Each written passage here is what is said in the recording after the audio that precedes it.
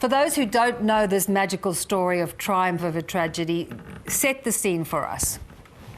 Well, Wrexham, one of the oldest clubs, not just in Wales, not just in the UK, but in the world, but had fallen on hard times fairly recently. We're almost relegated to English football's 6th tier and all the financial uncertainty and possible oblivion that goes with it.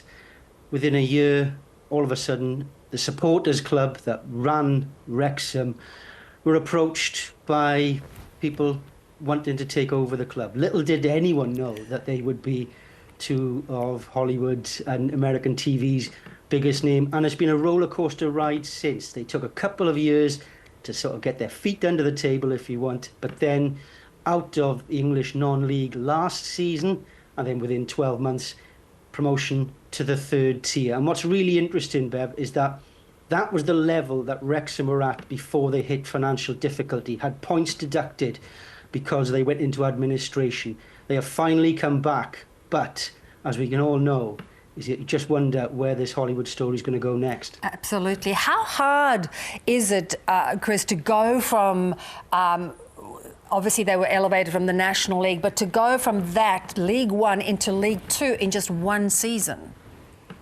Not many clubs have done it. Wrexham are the 11th to ever gone from the top level of non-league, the National League, as you say, into the 3rd tier in successive seasons. I've been searching the history books. I don't think any club has made it 3 promotions, but that in a row. But that will be the aim. They want to get to the Premier League, which when they came in, people almost laughed at them, despite the finance and the profile that was going to come with it.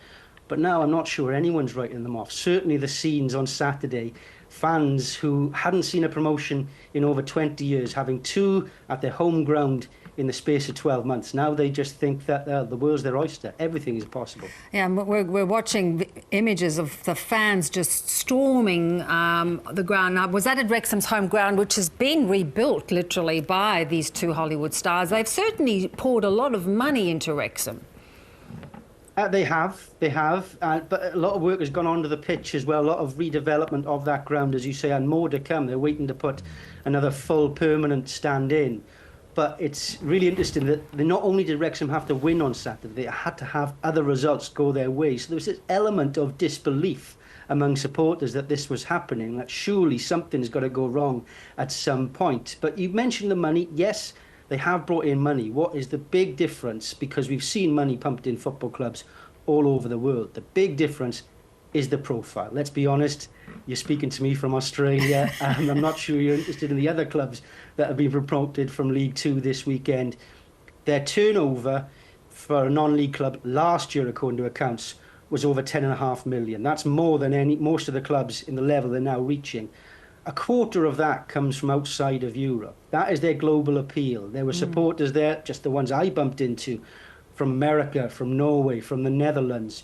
People have really cottoned on to this story, not just the success of a club, but what it stands for and just the grassroots of football. It gives hope in a time where sometimes football can be a bit of a cynical game, and it's been a delight to cover. Absolutely. And, I think the thing that struck me watching the television series, they've made 2 seasons of it, is just, of course, what football means to a town like, a city like Wrexham.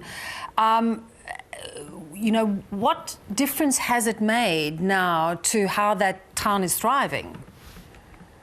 Well, it's given hope, and that was, I think, the aim of what Ryan Reynolds and Rob McElhenney wanted to do. They didn't just want to buy success. That could be easy. They wanted to provide more, provide to the community, and it's certainly done that with businesses around match days absolutely thriving and just putting a smile on the faces of a community that's been hit hard by the economic downturn that many places are suffering, and the loss of industry and the unemployment as well. Wrexham are given a bit of a beacon of hope. Football and sport won't solve everything, but it certainly gives you something to smile about. And people can be proud now to say that they come from Wrexham. And let's be honest, the word Wrexham, the name Wrexham, is now known all over the world. And it could get even bigger. The 3rd series of the documentary is due to air in just a couple of weeks' time, and you'd expect it to be even more of a success. The challenge will be is that when people perhaps get bored,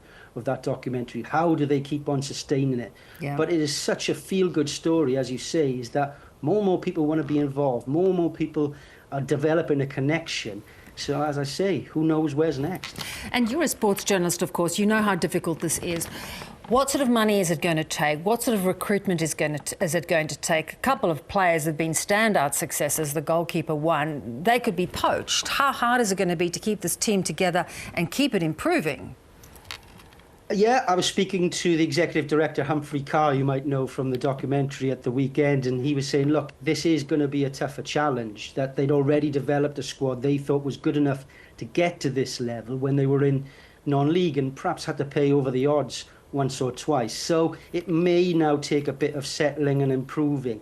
But that money is going to keep on coming in, not necessarily from the owners, but from that profile we were talking about. This year's accounts are expected to bring in £20 million, double what they brought in the National League. They won't compete with every club at the level that they're going into.